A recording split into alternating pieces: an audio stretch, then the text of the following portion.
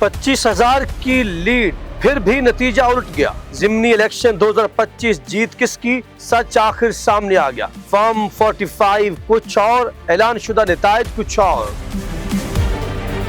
अस्सलामुअलैकुम नाज़रीन, पाकिस्तान में होने वाले हालिया ज़िमनी इंतखाबात ने पूरे मुल्क में एक नई सियासी बहस छेड़ दी है, क्योंकि नताइज आने के फौरन बाद ही पूरा इंतखाबी अमल शदीद तनाज़े का शिकार हो गया और हुकूमत, अपोजिशन, इलेक्शन कमीशन, मीडिया और अवाम सब कई बड़े सवालों के दरमियान फंस कर रह गए हैं। इन इंतखाबात में सबसे ज्यादा हलचल हरिपुर और लाहौर की नशिस्तों पर मची, जहाँ वोटिंग का माहौल बाज़ाहिर पुरअमन था, लेकिन अंदरूनी तौर पर एक ऐसा मुकाबला चल रहा था जिसके नताइज ने पूरे मुल्क को हैरान कर दिया। पीटीआई का मौक़िफ़ यह है कि हरिपुर की नशिस्त उनके उम्मीदवार को तारीखी लीड हासिल थी। 95% फॉर्म 45 इनके हक में थे। पोलिंग एजेंट्स ने वोट गिनती के वक्त वीडियोस और तस्वीर के साथ रिपोर्ट्स भेजी, जिनमें वाज़ेह दिखाया गया कि पीटीआई उम्मीदवार ने तकरीबन 25,000 वोटों की बढ़ती हासिल कर ली थी। मगर जैसे ही रात गहरी हुई, पोलिंग स्टेशन का कंट्रोल बदलना शुरू हुआ। मीडिया को नताइज बताना रोक दिया गया, पोलिंग एजेंट्स को बाज़ जगहों पर निकाल दिया गया और सरकारी गिनती में ताख़ीर बढ़ती गई।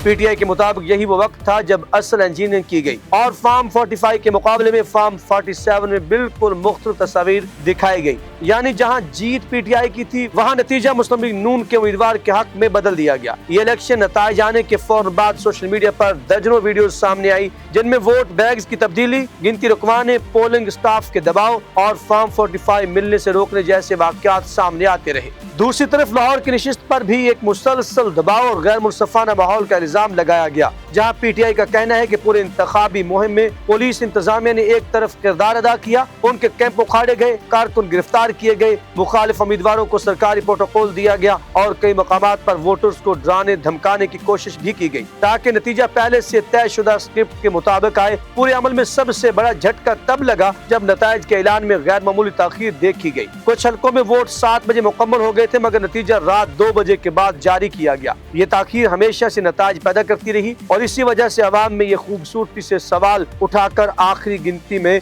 ऐसा क्या था जो 7 घंटे तक मुकम्मल न हो सकी। पीटीआई के रहनुमाओं ने प्रेस कॉन्फ्रेंसेस में दस्तावेजी सबूत लहराए, फॉर्म 45 के इमेजेस दिखाए और दावा किया कि इलेक्शन कमीशन के कंप्यूटराइज्ड सिस्टम में जानबूझकर नताइज तब्दील किए गए ताकि हुकूमत को सियासी बरतरी दी जा सके।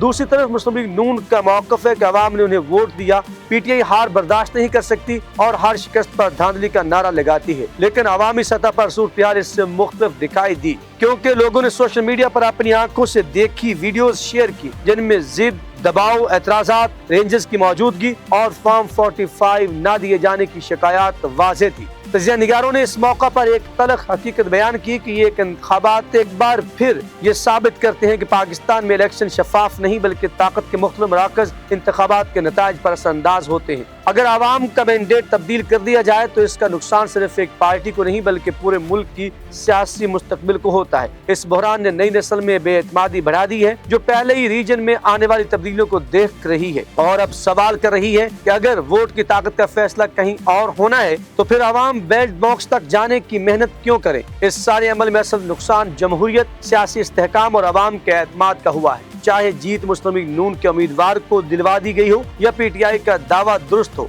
कि उनका मैंडेट चुराया गया, लेकिन हकीकत यह है कि मुल्क एक बार फिर इंतखाबी बहरान के नए मरहले में दाखिल हो चुका है और इस बार ये बहरान पहले से कहीं ज्यादा गहरा, ज्यादा वाज़ेह और ज्यादा खतरनाक दिखाई दे रहा है, क्योंकि अब आवाम खामोश नहीं बल्कि हर चीज को रिकॉर्ड करके दुनिया के सामने रख रही है। यही वजह है कि ये ज़िमनी इंतखाबात महज चंद नशिस्तों की जीत या हार नहीं बल्कि पूरे मुल्क की सियासी निज़ाम, एतमाद और मुस्तकबिल के लिए एक बड़ा सवाल बनकर सामने आया है।